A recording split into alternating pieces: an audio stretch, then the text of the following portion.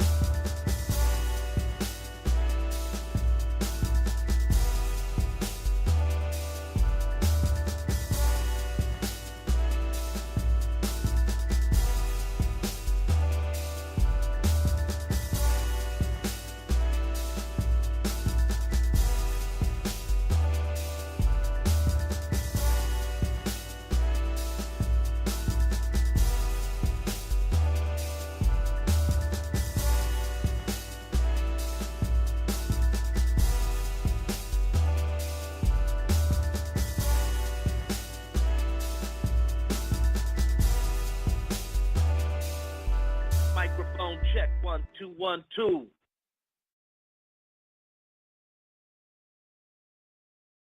All right, we are toasting ancestors today, and I'm sitting around after coming off a day of creativity, after dealing with some of the shit that I'm dealing with, and I had to come up with something. But first, let me remind you are now listening to Gye-Nyame Journey Radio. I am your host, Brother Hot Tim, and of course, you know this is a Heart of a Simple production, where we strive to blow up your old paradigms. All right. So I am preparing. I don't know how I'm going to do it, but I'm trying to get better quality as far as the sound and stuff like that. So what I did was I said, damn, it has to be a way I can incorporate my phone, because you know these phones, man, we paying too damn much money for these phones for this motherfucker not to serve all my needs. You know what I'm saying? I mean, I just need a sex app on this motherfucker or something. That it needs to serve all the needs.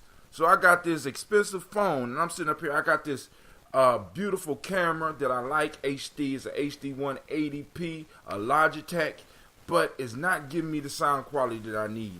And people are not hearing me through the mic, right? And then on top of that, I want to incorporate the fact that this is a podcast. So eventually I'm going to stop streaming on Facebook and just, you know, let the sign pop up so people know the Gye-Nyame journey is on the line, right? You know, then you could just come to the podcast. But, you know, I kind of like the interaction, so I want to get more interaction. So I said, how can I do this? So I have Shaka coming in on an individual line, although I can't use it because it would double up on my speaker in on my podcast, so I don't want to mess it up. But I have that working, and now I have found a way to flip my phone up and put it up on top of my computer. So now it's sitting and resting up top, just like a digital camera. So, and the picture quality is a lot better. But I need to know how the sound is. So Sister Jill, Brother Yusuf, anybody out there, can y'all tell me how is the sound coming through for you at this point in time? If you would, you know, feel free to post something up. I got to move it a little bit because, better yet, I know how to deal with all that. We just click right here, and there we go. And now I can post up information without any problems. I can search up links and stuff like that. Did Shaka drop off? We got somebody else. All right, somebody else from Cleveland has just dropped in. Who else is on the line? This is Al Porter calling from Cleveland, Ohio. Checking out things and just calling to wish everybody well. Well, thank you, Brother Al. This is Brother Hatim, and we have Shaka on the line. We have some people joining us on Facebook. So we about to pour these libations, but the first thing I ask everybody to do, you know what I'm saying, because we can't salute our ancestors if we're not saluting ourselves. I ask everybody to start their day, even though most of us have already started our days on the weekend. I come across a little bit later. I think it's a little bit better with this light off. Okay, cool. All right. So drink you some water. I try to do about at least 32, between 32 and 34 ounces.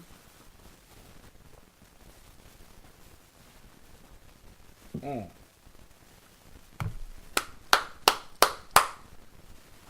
right, here we go. All right, so we're going to pour libations today. The day is Imani, right? A day of faith. And one of the things... Hey, Tim. Go ahead. I just want to chime in right quick just so that I can give the proper introduction to y'all, because I want Brother Porter, and I want you to know who Brother Porter is, and I want him to know who you are. So... and he'll get that just from the vibration of the show. But Al Porter here in Cleveland is a hip-hop pioneer in terms of being an advocate and an activist through hip-hop, and has really helped Cleveland maintain a real lineage with the hip-hop culture. So I just wanted to, Brother Porter, you want to say anything else in terms of your journalism or what's going on with you? Hey, I just want to say I appreciate it. It's always excellent to be alongside a like-minded people. So with that being said, I just consider it to be an honor to be a part of this conversation, this program. Oh, man, thank you for tuning in. And hey, check this out. Being a hip-hop reporter, have you ever heard the concept that hip-hop was spawned in the Midwest? Yes, indeed. Oh, okay, cool. All right, because I just want to make sure I ain't alone on that. Because, you know, like I said. Yes, indeed. You know, and that's one of the untold stories, you know what I'm saying? Whereas, like, you know, we always up in the East Coast, but there is a large investment from the Midwest as far as this whole hip-hop culture piece. And we got to stop allowing the Midwest, we got to stop allowing ourselves to be punked out, You know what I'm saying? Because everybody want to say it started in the Bronx. You know what I'm saying? Giving respect to the Bronx for what they did, but we have to understand, like, for example, if we look at the lineage that, because this is a word that my brother, Shaka like to use, the lineage. If we look at the lineage that we come from, one of my uncles, literally, one of my uncles was one of the last poets. He was born in Akron, Ohio. He came from Akron, Ohio to New York. And if I'm correct, I think that, they had something to do with the genesis of the whole rap thing. You know what I'm saying? But that could just be me. Thank you. That could just be me. You know what I'm saying? Niggas Are Scared of Revolution. That shit was written and spawned by something that happened in the Midwest. You know what I'm saying? You know, but hey, I'm just throwing it out there. You know what I'm saying? We need to in the Midwest, we got to get over our what they call it, our inferiority complex. You know what I'm saying? Because we need to really stand up for what we have contributed to this thing, this miraculous creation. You know what I'm saying? That was able to root itself in the East Coast. We need to be able to stand up and shout our lineage like everybody else. So I'm just going to put that right there. All right, so now, we here to pour libations. Now, for those that don't know, today's Imani, right? So for those that are toasting, I took it upon myself to say, hey, I'm going to change the days of the week. If they could discover America, I could discover the week. I decided that I discovered the week, right? And in discovering the week, I'm saying that the first day is Umoja, the last day is Imani. So today we are on Imani. So I took over the week, right? So now, on these days, on our days, we celebrate our principles, because one of the things our people need to really start investing in is looking at these principles. So before I even get into the libations, I want to send shouts out to Sister Jill, because she is heading up the effort to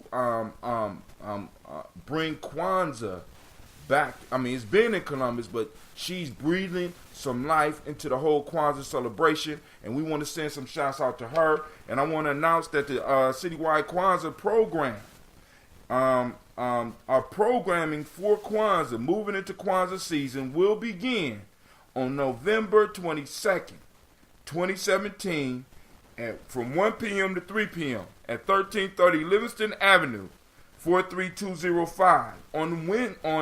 Let me say it right, or I'm going to do push-ups. On that Ujima, right? Learn the language. November 22nd, pre-Kwanzaa Zawadi event at Rickenbacker Woods Foundation Learning Center. All right?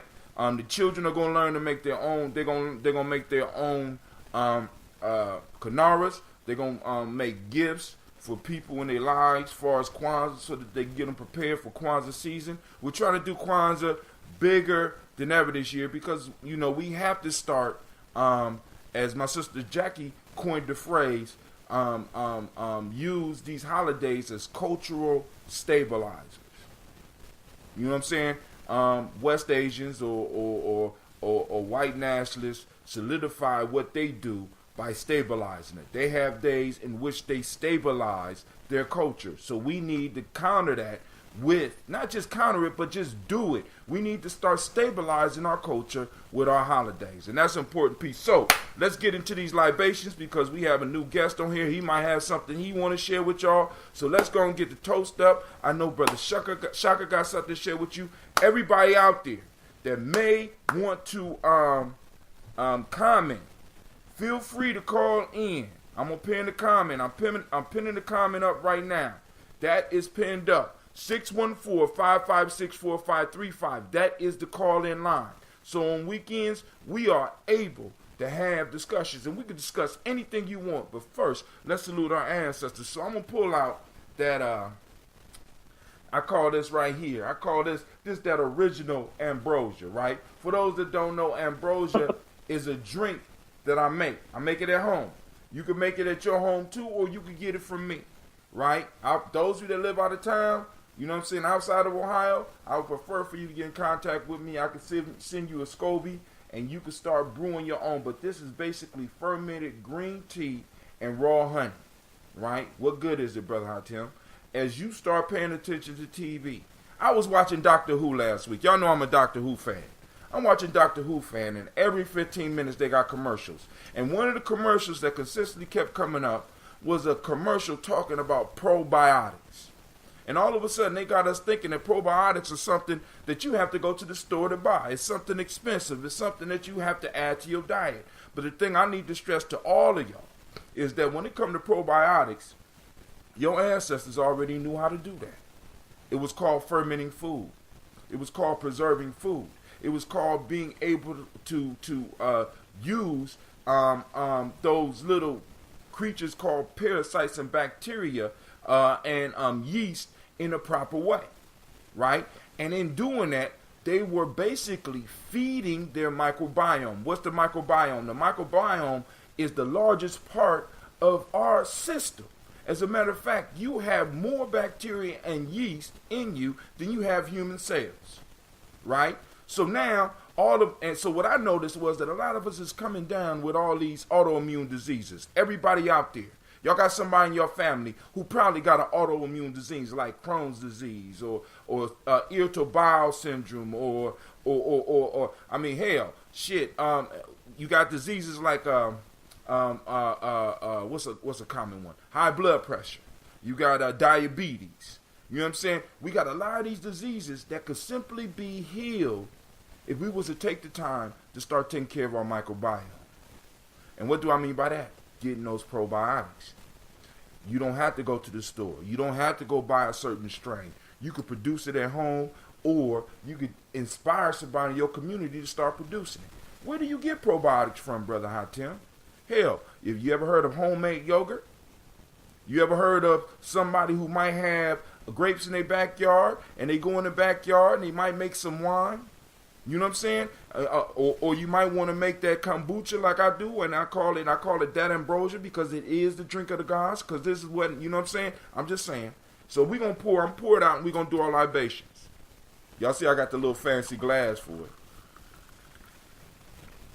Bear with me, gentlemen. We almost through it, and then we're gonna get down to our conversation. I have to turn on the light because I'm old, family. I got to be able to see.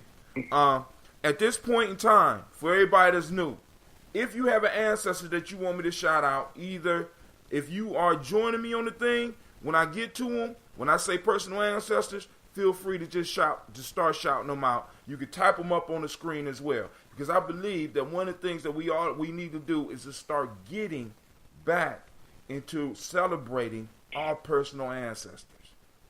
Remembering them, remember the stories, remember the lessons, and start passing it on to our children. Because hell for an African is being forgotten. And on this show, we never forget them. So starting off, we salute the Creator by whatever name you choose to call that Creator. We call that great force. We call that energy in. And we say, Ashe.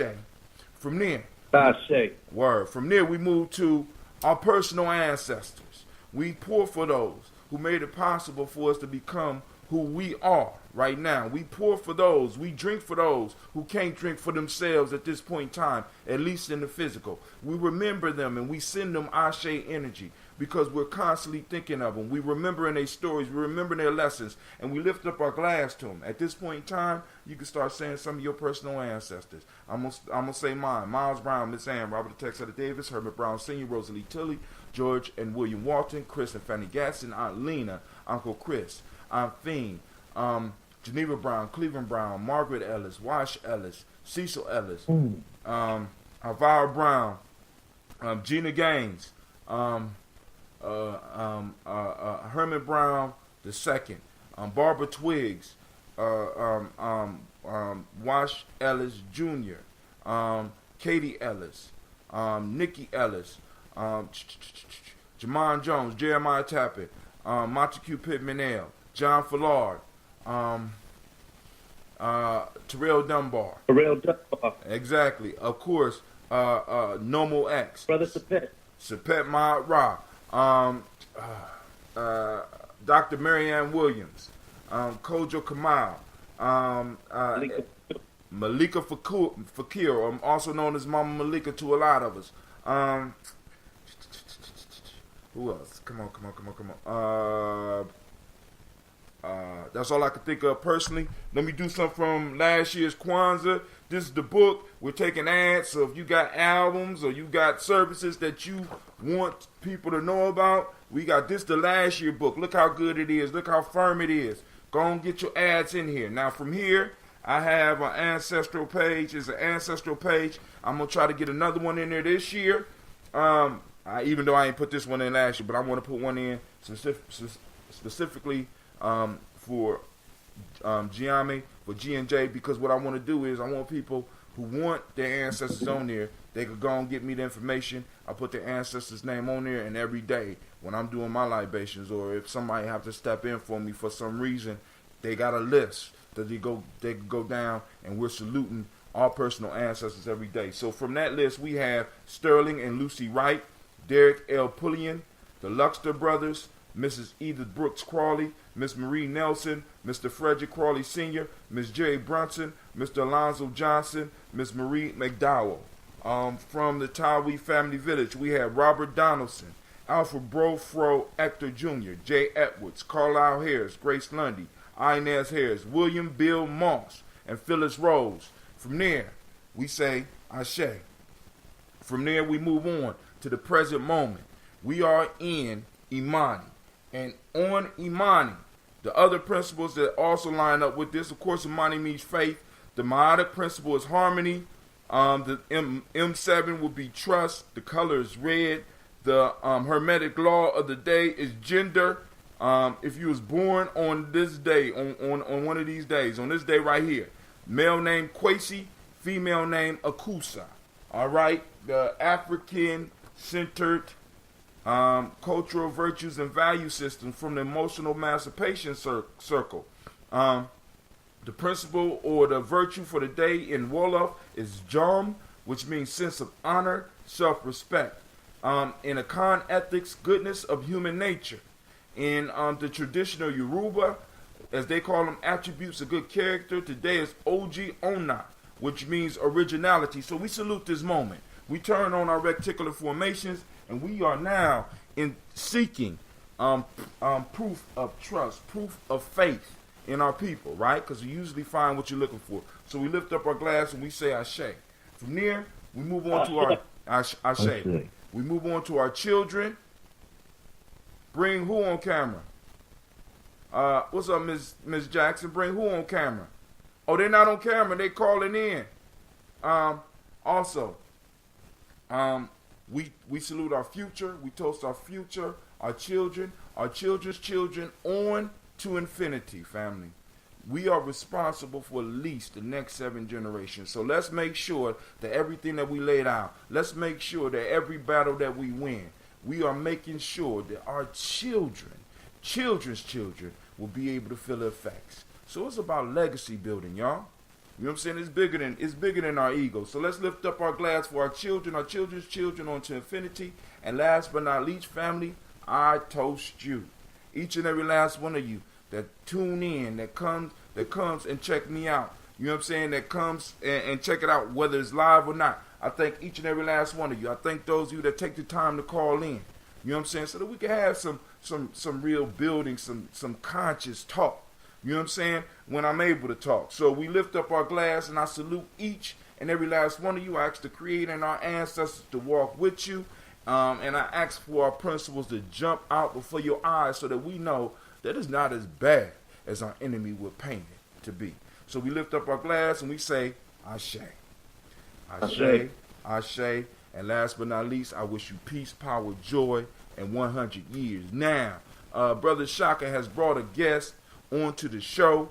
I will not hold them up because you know Brother Shaka come. He got stuff to say. And of course, I'm not really familiar with the brother he brought on, but I'm grateful to the brother. And like I said, I am going to step back and see if there's any subjects they want to get on before I start talking about what the hell I want to talk about. Just in case.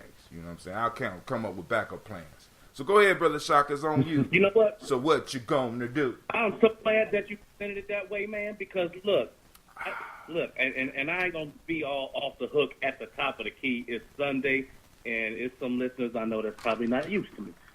But I'm gonna say Not this on my to show. You. Not on my show. issue They this used to challenge. you. So go and do your thing. Okay.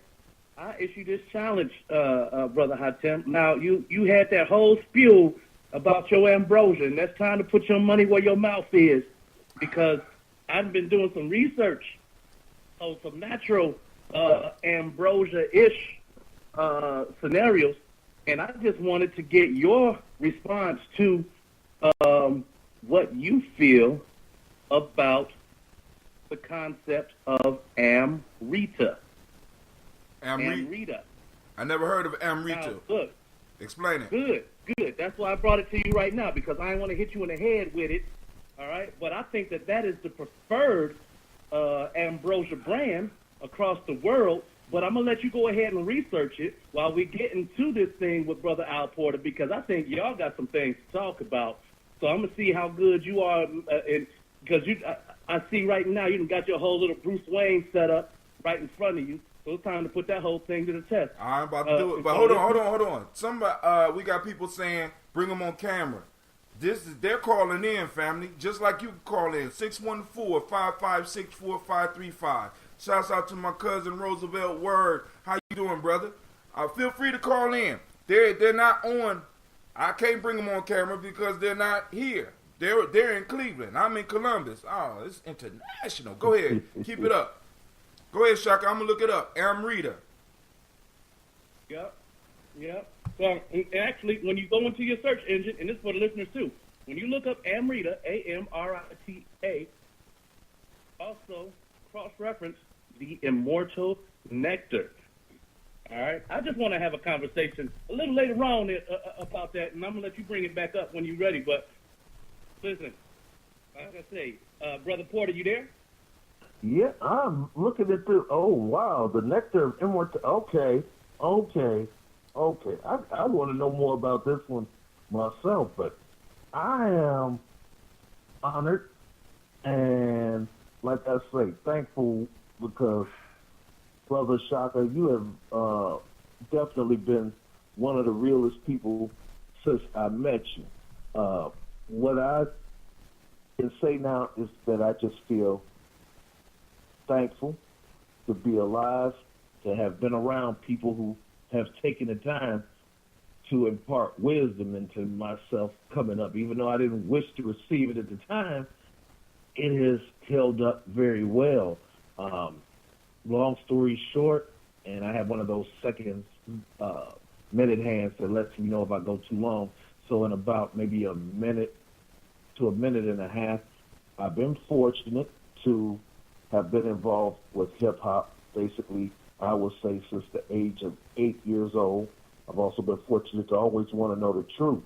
So when you start to find out and go back, a lot of people, I do my best to let the elders know, since I'm into that, is to let people know you cannot let anybody denigrate or downgrade or degrade hip-hop in any shape, form, or fashion, because if it wasn't for I'll say the last poets, Gil Scott-Heron.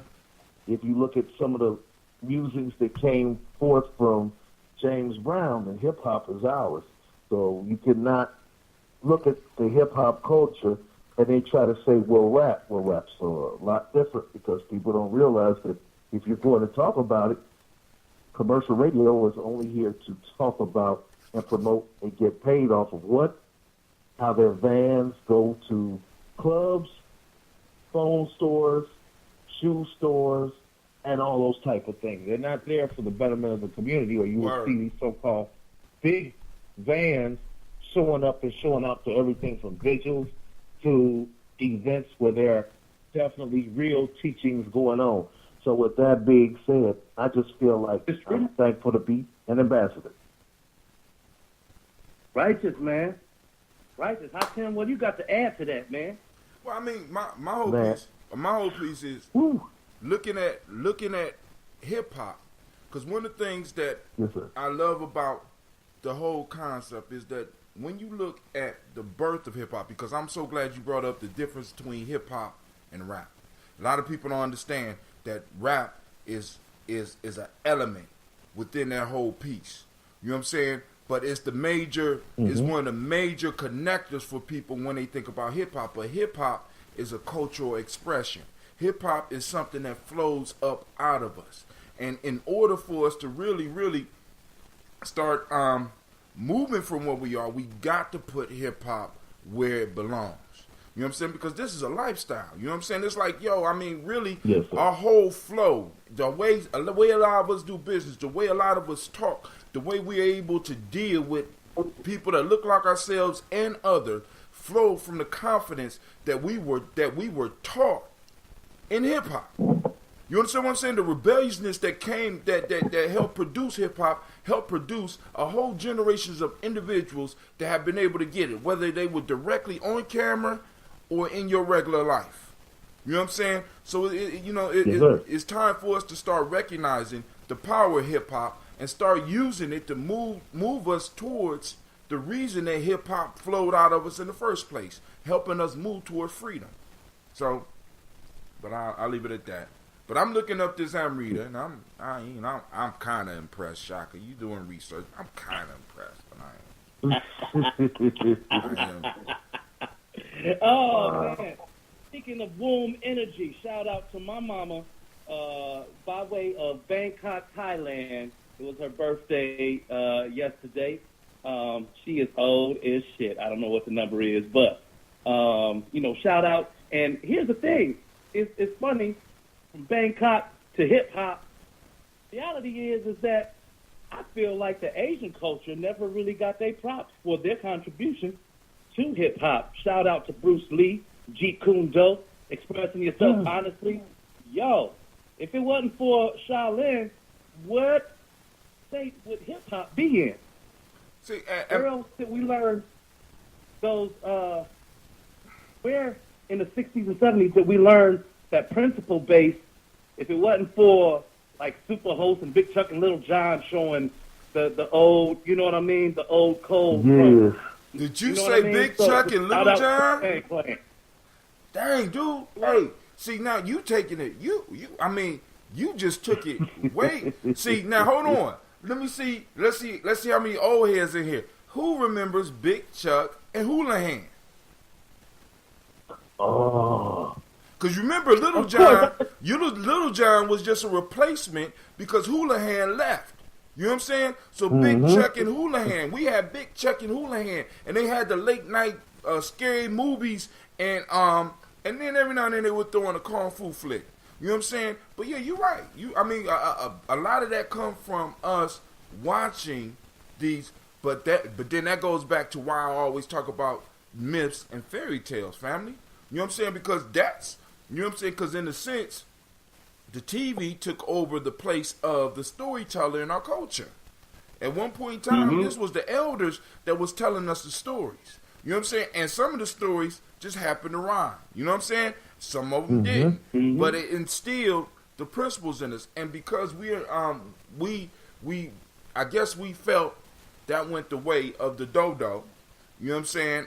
And of course that was old. That was too old. We're too modern to sit around the fire or to sit and tell our children stories when I could just pull up an app and I could do it. No. Our children need to hear the stories from us. You know what I'm saying? They need to hear the stories from somebody selected in the community that's been trained in that and being able to tell the stories. Yep. You know what I'm saying? And what we did with hip hop was we called that individual the MC. And it just became all of a sudden now you MC on stage, rather you MC at your children's birthday party, you know what I'm saying, or you know what I'm saying. So we got to understand, man, what we doing is ancient. Oh, we got somebody else calling in from Cleveland. Shaka, what is you doing, man? This is a hostile takeover. Oh man! Well, don't take my show, Shaka. Don't take my show, man. How you doing? Who's calling from Cleveland? What's going down, gentlemen? How you doing today, sir? Right. Who is this? Hey, Shaka, this Big Al. What's going on, fellas? He said Big Al. You know him, Shaka? Oh, Al Griffin. Okay. Al Griffin, videographer, video extraordinaire. You want to shout out, give your proper introduction to what you're doing on this day? Right now, on this day right here, as I'm sitting down, relinking my computer with some new software so I can get some up-to-date editing done. Oh, Shaka, you there we doing? go. Because Brother Hot Temp, we testing out Brother Hot Temp's new Batcave situation. He Bruce Wayne out.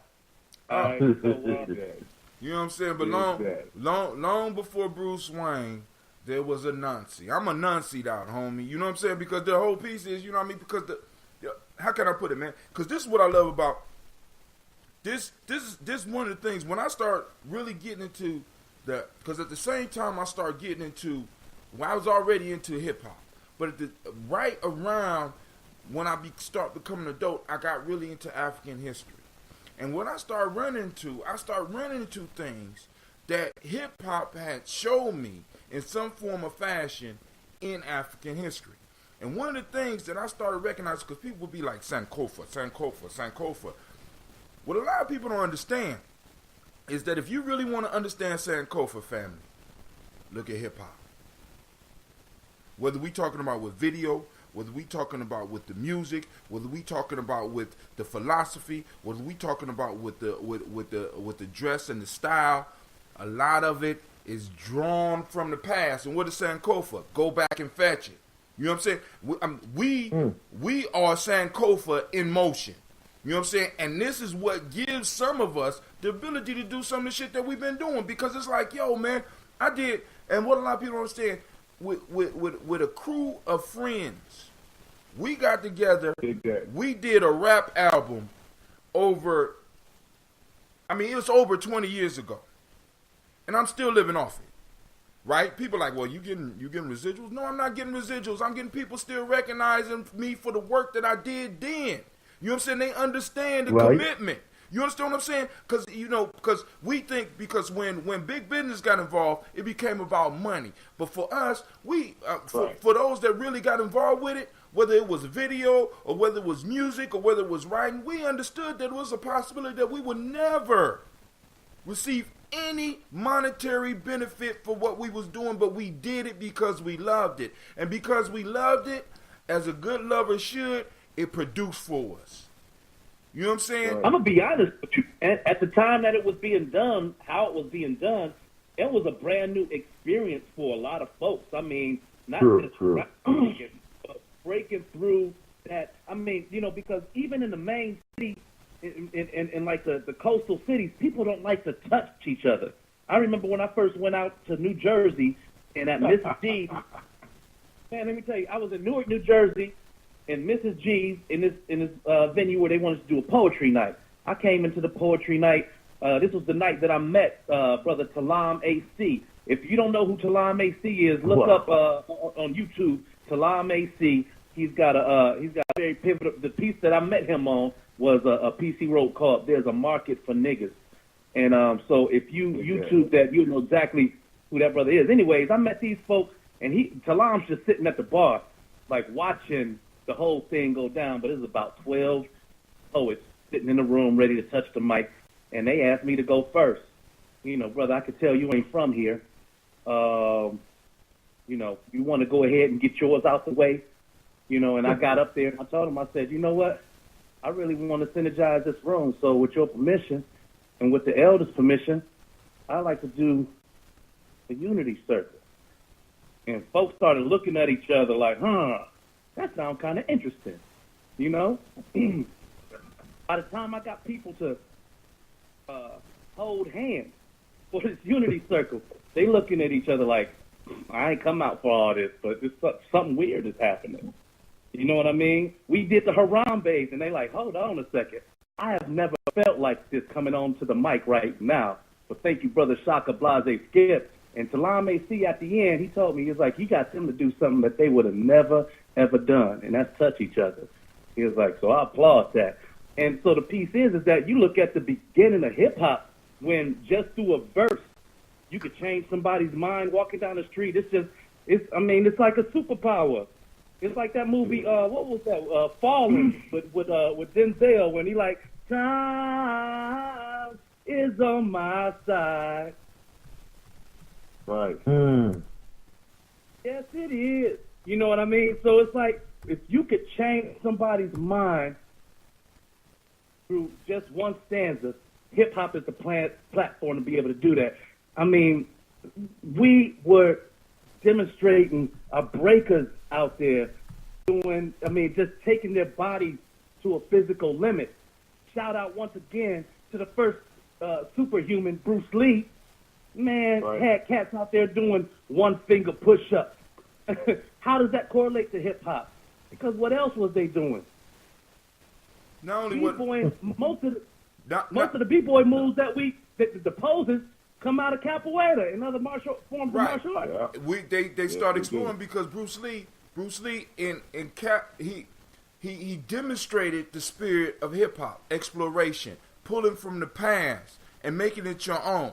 You know, in Gye-Nyame, we talk about 3 levels of learning. It's the level of memorization. It's the level of mind where you kind of make it yours, and then now you're able to speak on and expound on it. And then it's intelligence of the heart where you take it and now you are it. And that's what Bruce Lee was talking about. You know what I'm saying? So it's like from hip hop, we had all of these individuals that were challenged to experiment with different thoughts and different ideas. And then, you know, and part of the problem was, well, let me go off, you know, because I kind of go off. Family, this is how deep this is. I need y'all to understand. It's a powerful moment right now for me. Because Shaka brought up a story where he talked about people not willing to touch each other and how that's important to hip-hop. That was going to be the subject that I was going to be ranting on today, because one of the things that hit me was that a lot of us, we don't tell our stories because we have been taught that everything is supposed to be private when we are a communal people. So what happens to a communal people when they start holding stuff in? That means we don't touch in the circle no more. That means we don't share stuff with the circle no more. We start living in the cubicles of our life. Right. Once that starts happening, our enemy is able to beat us because we are trying to combat the enemy as an individual, when the only way we can win is as a group, because they're not attacking us as individuals. They're attacking us as institutions, you know what I'm saying, and groups. And because we're responding as individuals, an individual could rarely beat a group. Now, if you Bruce Lee, you know what I'm saying, you might be able to beat one group, but let 10 groups come at you. You're going to get whooped. You know what I'm saying? If you're an individual, you can't beat an institution, because an institution, what they'll do is an institution will outlive you. As black folks, we got to start developing those institutions. As hip-hop, we got to start developing those institutions so that we can make sure that what we doing is sustained, because through the institutions are basically offshoots of the culture. They preserve the culture, and they make sure that individuals that come through it are engulfed in the culture. And until we start doing that, we always going to be each generation is going to get their ass handed to them by those who do not want us to be who we are. Man, somebody hung up. Oh. All right. Let's keep it going, family. All right. Yeah, but you know, but I try to get to, to interject like this, but that's why individualism is what's destroying our people. Yes, it is. If you put in the cube can be pushed left, right, up, or down. But if you get a box full of boxes, it get heavier, and you can't push around as much. Right. Right. So I was trying to get the guys here in the Midwest about doing the film and letting them learn that even though people that have their own cliques and, you know, doing film, that y'all are just stick together. It just gets our project done. The whole thing gets your project done. I don't care how you feel about somebody. I don't care if somebody has beat you up in high school and stuff. But if y'all are in the same genre, you need to sit down and talk about we are coming to a medium end to get projects done. Because right now, they're trying to oversaturate all the media. Oh, man. Content, not about us. Man, listen. One of the things that people don't understand is, for me, is the true concept of emotion, unity. Because a lot of people think that we all got to agree in order to be unified. But you know, like for example, if we look at the military has a top general. Let's say we talking about an army, you know, if Navy is, but you have an individual that is in charge of a whole bunch of different groups. These groups don't have to understand, but they do understand that They don't. All these groups don't have to agree. Let me say that, but they do agree on the mission, right? So this doesn't matter whether you understand what I'm saying. So it's like they don't have to be one. The artillery don't have to be like the tankers, and the tankers don't have to be like the infantry, and the infantry don't have to be like the secondary pool. But they all understand that they have a mission. And that mission is what guides them. And I think a lot of times we get lost in the bullshit and not on the goal. You know what I'm saying? We don't have the missions. You know what I'm saying? And you know, for example, you know, like your project, you know, here's the mission, right? You know what I'm saying? Boom. Let's. Oh, man. You just hit it. But man, I'm sorry for just jumping in like that. But you know what? It starts with self. It starts with self because, listen, who are we to accept leadership of somebody who we don't know for certain is going to take us beyond where we can take ourselves? And that is the spirit of mediocrity. So we get stuck in that because we don't accept leadership from somebody else because we don't see them as anything greater than what we are because we haven't accessed that greatness within self yet. And so how do we spark that in the individual?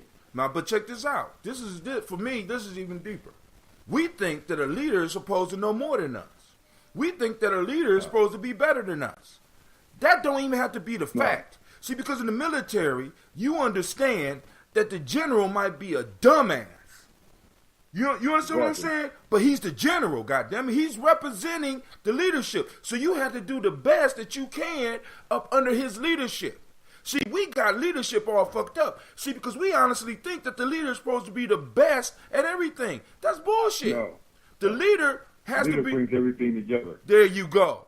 You know what I'm saying? So oftentimes the leader might be the dumbest individual in the room, but he got the sense to know that he's dumb and he's able to bring people together. Great example. Apple. Right. Apple. Microsoft.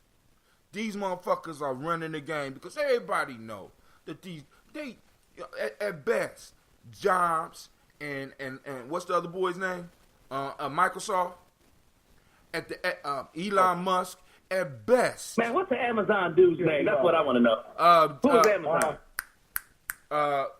Microsoft. Gates. We got Gates. Man, let me tell you something. The dude from Amazon, which is about his Jeff Bezos. And see, Jeff Bezos. His business what's his name? Jeff Bezos. Listen here. I call his business a movement because, listen here, he is changing a social behavior into a better behavior through the way that he interacts and the way that he does business with the people. For example, somebody like me right now can just go online, download an app, and before you know it, I'm making $50,000 a year doing the Amazon Flex if I chose to do that thing, right? But beyond that, he's made it so that if you want to be a partner with Amazon, you can. That he will help you make an investment to get your trucking license, to get your LLC, right? Be able to have vehicles. Yeah, what is it? Have you own the vehicles and you making money from the drivers driving your vehicle. Right. So, right. Tim, I remember 15 years ago, you were saying something similar about the trucking thing. And was ready to get your CDLs and all of that because of the dump truck. Right, you know what I mean? So, now, but hold on, let me say this. Do you know that Jeff Bezos might not be that good of a coder? I mean, because for a business to be computer-based, he has taken over the market. Steve Jobs, because the key piece that I'm saying is that we think, in our community, we think that the leader is supposed to be the best. When in fact, the leader is the individual that's able to bring the best together. Right. You know what I'm saying? Like, for example, a lot of us is like, Donald Trump is a dummy. But it's a whole lot of others out there that's like, Donald Trump is brilliant. And they're not saying that Donald Trump is brilliant in himself. What they're saying is that Donald Trump is able to bring, I mean, think about it. He's able to bring the Right, best you're from right. his corner of the world so that he could do what he wants to do. It's not about him being And the that's best. the whole. Go ahead, sir. You got to jump in. Don't be No, shy. I just want to make that's a comment because everybody understand about him with him running. Because I'm chasing this. I'm a black Democrat, and I go to D.C. and I go to the meetings. I've met with this dude, and the whole time everybody's like laughing at him, looking at his face. It was like, we ain't letting you do nothing. I was like, this man has never ever asked anybody to do anything, and that's what made him so potent in the business world. Because he don't ask nobody to do nothing. If he tells you about it, he wants to be a part of it. If you tell him to go screw himself, he gonna go ahead and do it and show that you is an idiot. and that's his whole thing. We was at the 2000 and was that when we was in DC, Shaka? Like when our time we was there when I disappeared for breakfast. Well, I went to a meeting that Donald Trump and Hillary was all there, and they all told this man, you know, you ain't doing what you're gonna do because we ain't gonna let you. So he was like, okay, I talked to the Republicans. I'm asking y'all, I need help doing this. They're all left him like, no. And I'm looking at this man's eyes. I'm looking like, this dude finna break something really corny. He was like, you know what? I'm gonna run for president. I'm gonna win. And the whole room broke up and erupting. Not to get off the subject, but this man pulled together the corniest people that he could find that's good at what they do to help him take our country. That's right. And everybody talking about, you know, he cheated and stuff like that. I said, this man went through, and his job is to find loopholes. He's the master at. He's a master at loopholing. So he loopholed the country, not a country man. Now everybody's looking at his face like, you know, you did this and that, but everything that goes wrong with every president has had issues with the country. Stuff may change on certain levels of showing how people really act when they win, but again, he used what he knew to bring the people together that he knew he could bring together to take what he wanted to take. And he didn't have. That's why everybody's seeing him with that. And another piece is, he don't have to be the smartest dude in the room. See, right. Leadership is not about you knowing everything. Leadership is being wise enough to know, hey, I'm good at what I do, but there's people out here who are masters. True leaders bring masters to the table. Regardless of whether you agree with the masters or not, you are a master at what you do. You have shown through time that you are good at what you do. I'm going to trust your word on this. Now, you just understand, I'm going to throw my comments and shit out on Twitter.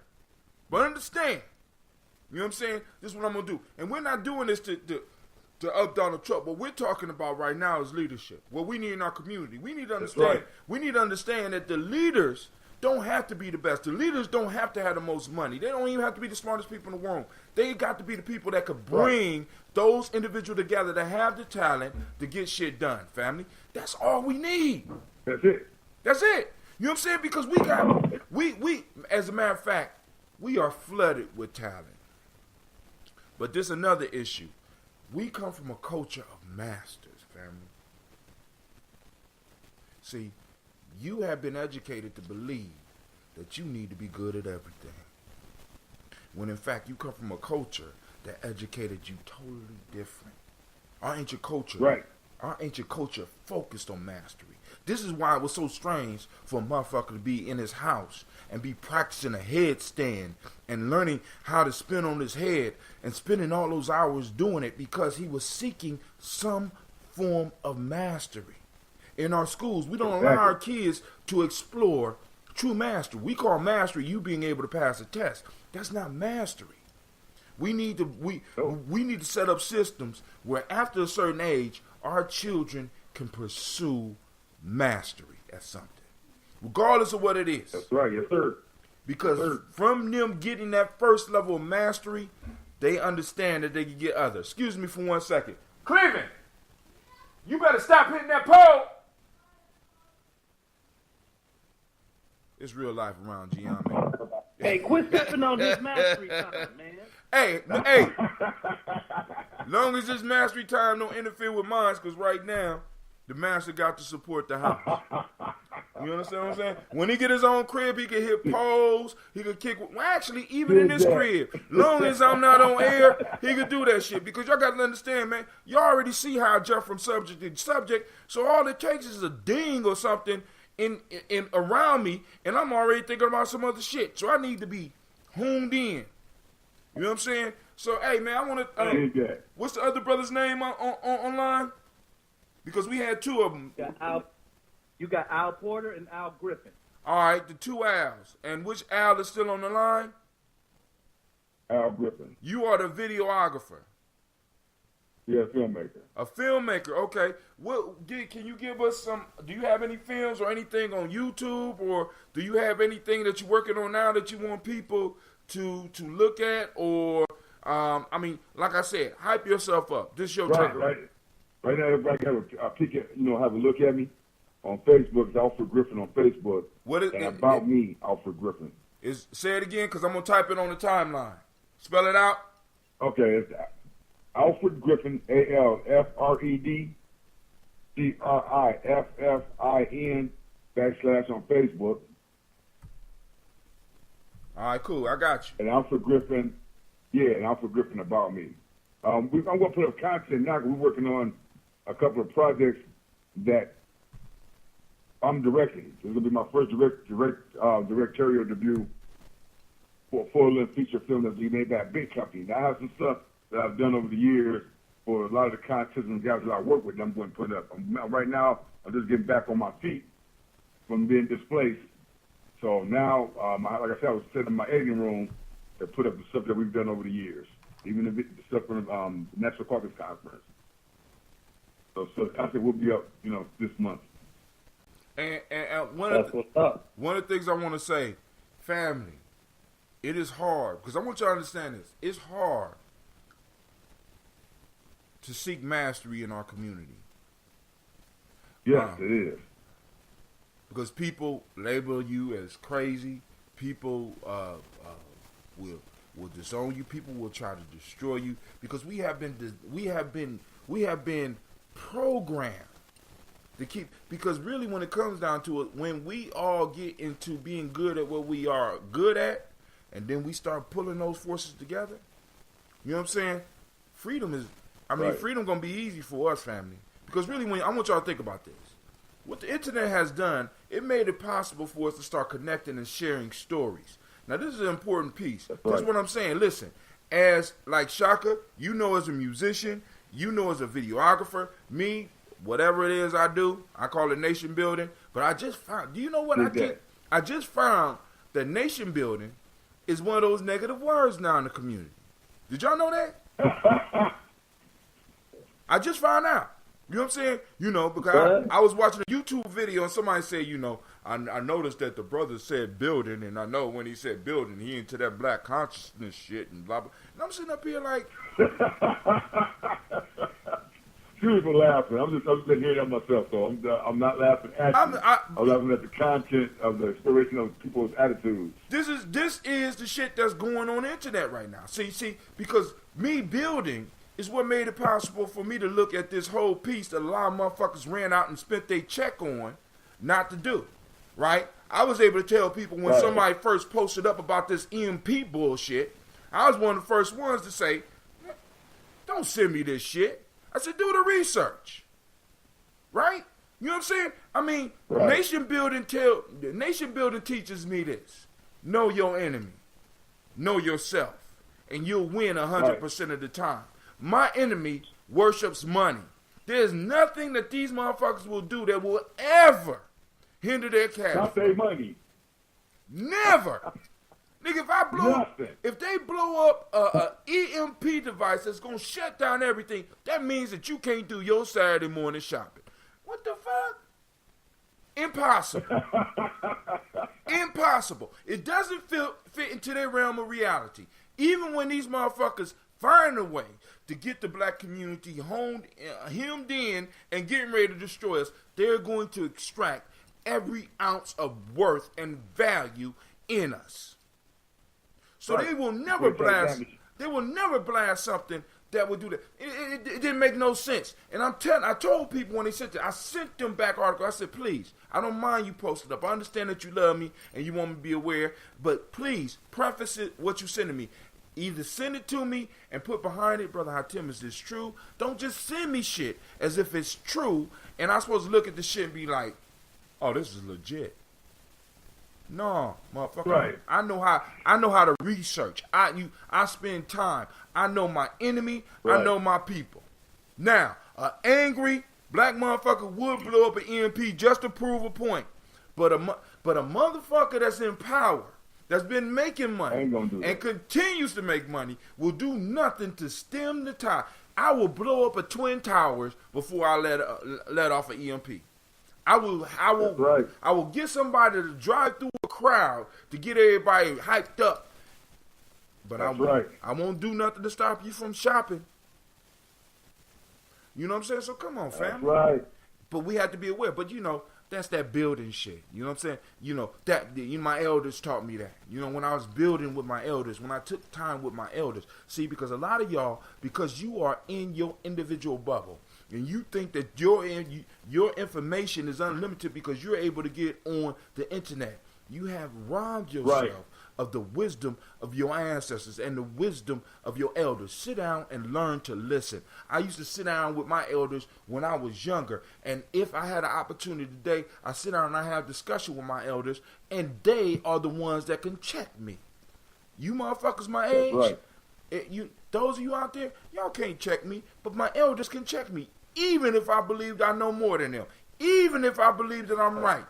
I allow myself to be checked. You know why? Because I believe in the principle that if my child sees me disrespecting them, what's going to stop him from disrespecting me when I'm a disrespecting me? Come up out your box, family. Free yourself from that individual mind state and understand that your freedom lies in a group effort. Right? And this is another reason, because I had one of my brothers get on here last week, and he was talking about the Moorish peace. And I'm not against the Moorish peace, and I'm not against you claiming your sovereignty, but I need to let me just sprinkle a little bit of reality on that. Sovereignty can only be enforced by how you are able to defend that shit. That's right. If you are dependent on motherfuckers who have broke their own treaties, broke their own laws to defend your sovereignty, that is a foolish act. I don't give a fuck. That's right, because it was all dependent upon them and their actions. It's all. It's interesting that you speak of that Moorish piece, because I thought a lot about the concept of sovereignty, and how that correlates with my same concept of independence / freedom. It's not an individual thing. Example. Freedom is not an individual thing. But go ahead. I had a 8th grader ask me, how I felt about weed, and this was in a classroom setting. It was like, do you think? Yeah. He said, do you think weed is good or bad? I'm like, man, look. Stop trying to get me fired, you little. I know you work for the FBI. Who sent you in here with that question? Go ahead. I think it's time for us to stop waiting for permission to be free. That's what brings you peace. Why are you waiting for permission to be free? Why are you waiting for? You understand? So I understand. That is the extent of that explanation to me, and I hope that it resonates with folks across the board. Now, was that your answer to the young person? And again? Was what you just said the answer to the young person? Yes. That was an excellent answer. See, because this is the issue. You can't be free in other people's institutions. Let me say it again. You can't be free in other people's institutions. Either you got to take over the institution and run it from the top to the bottom, or you have to build your own. Now, as long as you're in somebody else's institution and we're depending on other people's institutions, we have to beg to be free. But once we start building, that negative term. And producing. Once we start building freedom. and being able to produce, because this is what bothers me, right? Because I guess building and got a bad name because everybody is a master now, because everybody get on YouTube and watch the videos and they don't have to put in the work and they just got to, you know what I'm saying? But when you look at the term building is somebody that's able to construct something. And when you look at nation, a nation is a stable, historically developed group of people with territory, economic life, distinctive culture, language, and common. When you look at that and you start working towards that, and you start developing that unique culture, you know what I'm saying, that language, when you start establishing or trying to get that territory and start developing that economic life, you really build it. All the other shit is just talking. Now, a lot of times I do a lot of talking, but I'm trying to motivate people to start doing their research so that they can really start doing something. You need to be doing something so that we can move towards freedom. Freedom. See, wait. Let me finish. Let me finish. Go ahead. Freedom, wealth, Yeah. Politics, and even the social environment of a community has never been an individual thing. We think wealth is an individual thing. We think freedom is an individual thing. An individual cannot be free and unless, I take that back. Unless you live out in the woods where nobody can get at you. Unless you live out in the jungle, isolated from the rest of humanity. That's the only time that an individual can maintain freedom. But when you are around other people and you are in an economic system where you are taught that everybody else better protect their own, your freedom depends on how strong your group is. Your wealth depends on how strong your group is. Because black folks, we done acquired land, we done acquired all types of wealth, we acquired industry, and we look at it now, we lost all this shit. Why? Not because we incompetent. We lost it because motherfuckers that were stronger than us took that shit. Prime example, and I'm done. Lottery. I'm going to leave it at that. Lottery. And for you young, niggas out there, lottery is the new word for what was called numbers that our people from damn near since we touched the shore here, we've been running numbers. This is what a lot of y'all don't know. This ain't no 1950s or no 1930s thing. You know what I'm saying? I think it was Denmark Vesey, either it was Denmark Vesey or Gabriel Prosser who bought their freedom because they won the lottery. I want you to understand this.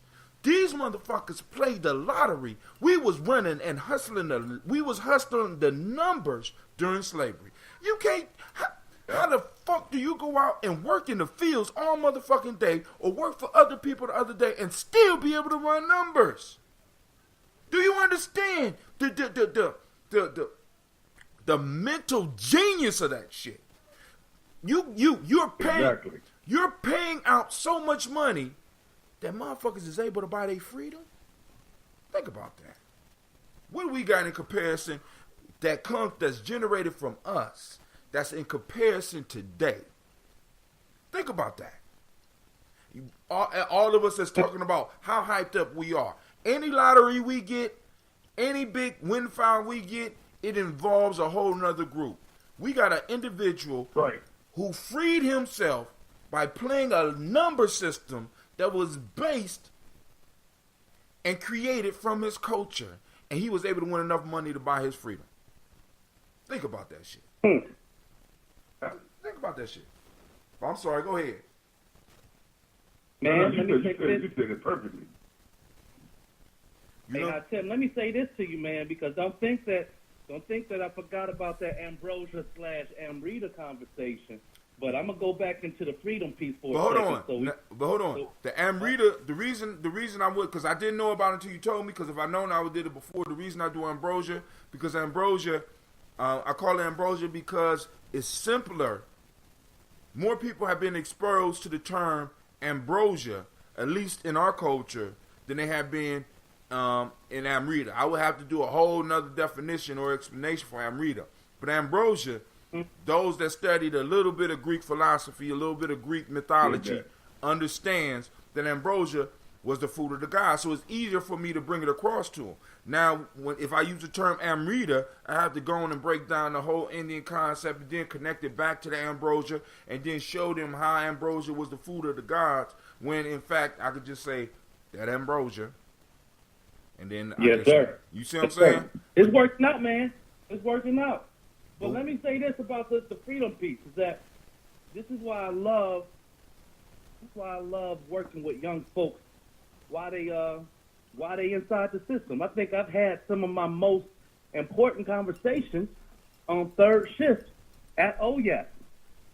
You got kids that's locked up in a scenario where they don't know necessarily how to move forward in that situation, because all the decisions are basically made for you at that point. So I'll say it like this.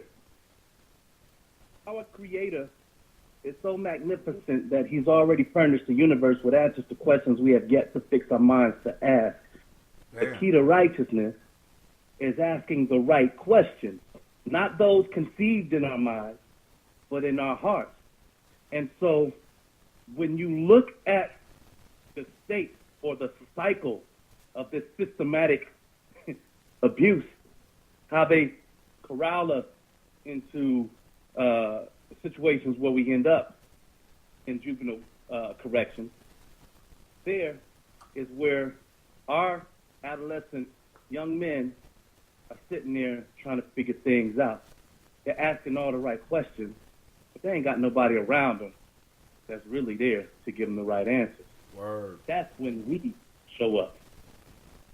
That's when we show up, because they don't understand that the same thing that they're using against them by taking away this perceived freedom gives them absolute freedom, in a sense. Right. See, because if you're going to take me in, make me a ward of the state, then through education, I understand how to use my leverage to get what it is that I want, using what I got to get what I want.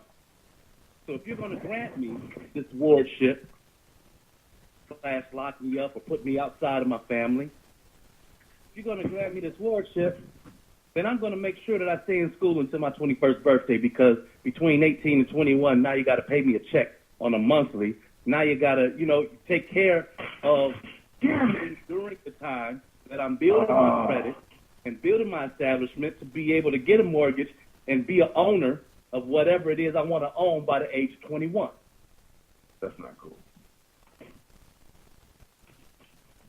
What's up, Al? Oh, no, that's not one of my paintings of this book, The Glass Frame. Oh, I'm good. okay. I'm listening. Go ahead. Continue. So, piece is that some of the young brothers, some of us find us, and this is where we, as Hatem, as a nation builder, we have to make room for the universe to do what it do, so that we can study the rhythm of that cycle, just like if we were in the middle of a monsoon.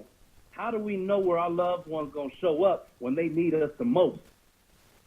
How do we counteract the nature of that monsoon to get there? And when we get there, what is it that we're really doing to protect them? Like I said on one of your other shows, the fire ant has an innate way to, when there's a monsoon or hurricane, they join together and make a net, a web of ants that when they fly through the air, they're all bundled together. When they're on the water, they create a raft that floats, because thousands of them came together and created this raft. So they won't let go. They won't let each other drown. We need to expose the young folks to that nature in us. Not because of money, not because of power, but understand, okay, even if it is power, understand that there's no way to do for others without doing for yourself. And that, through relationships, through you stepping into somebody's life while they're in crisis, extends them a certain opportunity for loyalty. And Exactly. you understand? Because you reached out when they needed you to, because they had the right question on their mind. It might be, Lord, when is it time? And then you come and you extend your hand. You understand? So you got to make room for the bigger conversation. And in the conversation of oneness, we can be a part of that. Oneness exists, just like the self exists. It's already perfect in its own sense. We have to find alignment within it. Gye-Nyame definition of self: absolute, complete, and perfect aspect of a being that is not influenced by external circumstance.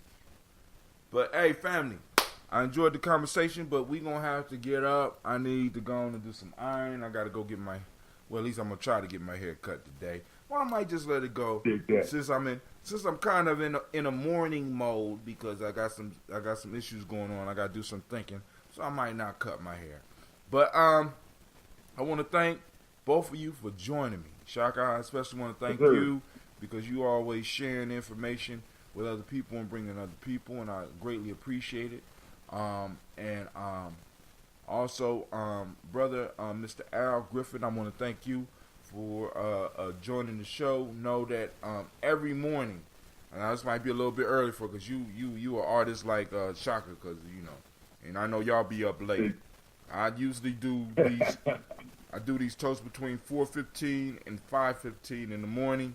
So on some days, on days when I'm doing shows, because you got to learn the language, on Kuji Chagalia and Ujamaa, on those days, I'm doing my late night show at 9 p.m. But every day from Emoja to Nia, I am doing a morning show. And in most cases, I either start at 4:15, and if I'm not starting at 4:15, I send a text message out, or I send a message out on Facebook letting people know that I will be starting at 5:15. So somewhere in between, I'm doing that. So all you gotta do is just become a friend to Brother Hatem on Gye-Nyame, Hatem Gye-Nyame, and eventually I'm gonna flip this over to my Gye-Nyame Journey page, and then after that, I'm going to totally move it off of Facebook to where I'm basically just doing my podcast, and people can find out about it on Facebook. Because one of the things I want to do is, well, actually, the reason I like Facebook is because people can respond immediately. But I know at any given time, once we really start making progress as far as growing and doing whatever, they can shut my shit off at any given time. So I'm trying to get everybody, plug into the show on the website at GyeNyameJourney.com, or go to the Spreaker app, to Spreaker, and look up Brother Hatem and join Gye-Nyame Journey, and you always get updates about when I'm going. So I'm going to say peace to y'all, and I'm going to say peace to the family out there. Thank you for joining. Thank you for sharing. Thank you for liking. I appreciate every last one of you, and I need to make sure that every last one of y'all know that this is Gye-Nyame Journey. I don't even know if I need to say radio anymore. Radio. This is Gye-Nyame Journey. Because we do video, we do all that. I'm not as good as you though, bro. We're gonna have to sit down because I want to do some videos. This is a Heart of a Simple production. Of course, you join us for the Daily Toast,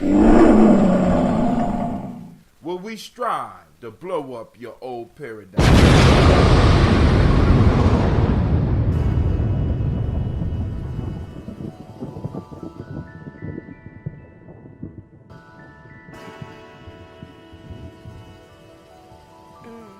Mr. Diddy.